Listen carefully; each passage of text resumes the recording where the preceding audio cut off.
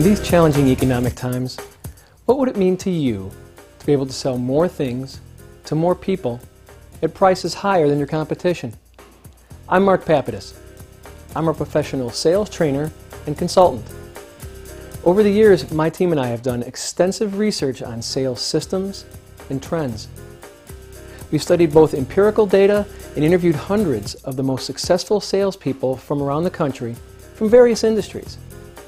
And what we found is that every successful sale, regardless of product, dollar volume, or length of sales cycle, all share 5 common thresholds. Now, a wise man once said to me, "Don't complicate simplicity." In an attempt to live up to that credo, we've developed a simple 5-step sales process that can be applied to any business, regardless of its size, that's guaranteed to produce measurable results. That system is the Rapid Sales Method. Now, RAPID is an acronym for those 5 common thresholds: rapport, asking questions, proposing solutions, inviting to buy, and delivery. Now, the Rapid Sales Method turns them into a simple, repeatable process, a system that can be measured at any point in the process and makes forecasting more accurate and sales training more effective because it can be targeted in specific areas. So if you're interested in a simple way to increase the effectiveness of your sales efforts, watch this video. I'll check back with you at the end. The first step in any successful sale is the R, and that stands for rapport. Now, there's a lot of science behind rapport. Most people think that it's going through and saying, "Oh, he's got a picture of a dog. Oh, are you a dog person?" Right? Because rapport is commonalities. So I don't have time to go into great detail, but the main way to get into rapport with somebody is to match their mode of communication. We all have 5 ways in which we communicate. We give and take information. What are those 5 ways? They're called our 5 senses. Exactly. Okay? I like the way you smell. Thank you very much. Usually a good smelling doesn't really do much to do for rapport, but bad smelling people can really kill it, right? Those are people you do a lot of fax work with, a lot of email, that kind of stuff. You know, just call me. The big 3 we're talking about is sight, sound, and touch. So what you want to do is you want to match and mirror the primary sense that they meet in. So for example, you mentioned eye contact. That tells me that you're probably a visual person, because visual people are going to demand eye contact from you. Hey, look at me when I'm talking to you.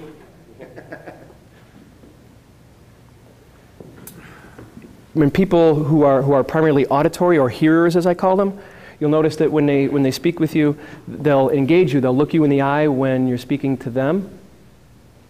Or when they're speaking to you, I mean, but then when you're speaking to them, they'll actually look down at about waist level and to the left or right, depending on whether they're left or right-handed, because they're giving you their full attention. They're listening to you. And then they'll re-engage you with their eyes when they're speaking. But really, please tell me more. Feelers, these are people who are your kind of touchy-feely people. You know, they usually looking down, they always know what color shoes you and they are wearing. These are people who you have to kind of pull the information out of. They will often very specifically answer the question that you ask them. Do you know what time it is? Yes, I do. Yes, no, good, fine. You have to keep asking the questions. You have to keep pulling it out. If you have an outgoing, vibrant personality, you have to kind of tone it down a little bit when you're dealing with some people. And if you're generally more that kinesthetic, that feeler, where you're not really comfortable, sometimes you do have to turn it up a notch to match that other person. So when it comes to rapport, that's the number 1 way. That's the most effective way. It's something you can practice every day. So the second part of the Rapid Sales Method is asking questions. I have a very simple rule to remember when it comes to sales. Every salesperson, when we are dealing with a prospect or a client, it's the 80-20 rule. Everybody's familiar with that, right? You get 80% of your business from 20% of your customers. 80% of your time should be spent on those 20%, etc. Who do you think should be talking 80% of the time? Exactly. The client should be talking 80% of the time. How do you get them to talk? Ask a question. Ask questions. Open-ended questions. Yes and no, it depends on where you're trying to go with it. Because whoever is asking the questions controls the focus of the conversation. Questions are also need to be framed in such a way so that you can get people, if you know, for example, there's a particular drawback or something an objection that you hear all the time, instead of waiting for it to come up, you ask a question that brings it out right from the very beginning and minimizes it so that you can address it right away. That way they can't use it on you in the end. Okay, you've gone through, you've built rapport with somebody, you've gotten permission to ask them questions and find out all kinds of important information about them and their company. You're going to come back with a solution to their problem or problems, and you need to propose that to them. If you're proposing to a visual person, a seer, you're going to want to bring lots of, maybe a PowerPoint presentation, and make sure you definitely have color in any leave-behinds that you're going to have, any contracts, etc. You're going to want to show that to them. You're going to be pointing things out. Right? You're dealing with a hearer. This is just something that you leave behind. It's something that they just have to sign, but you're going to be telling them about everything. You're going to be talking to them about it. You're going to be asking them about it so that they can speak as well. And those feelers, that's somebody who you're going to hand it to. Now, let me work with you on this, okay? So, turn the page for me. So now here's the part where we're talking about how we're going to solve this particular problem. So you want him to have it in his hands and be working with it. When he's doing this kind of stuff, when you're talking to him, he's engaged. He's got it in his hands. Let's see if anybody can guess what the I stands for. It's real simple. Something that most salespeople don't do. It's invite to buy. It's asking for the order. It's literally just that simple. Okay, so now we've built rapport, we've asked questions, we've proposed solutions, we've invited them to buy. What do you think the D stands for? Deliver. Exactly. You have to deliver. It's not enough to just go out and be a great salesperson and get the contract signed. You actually have to deliver on the product or service.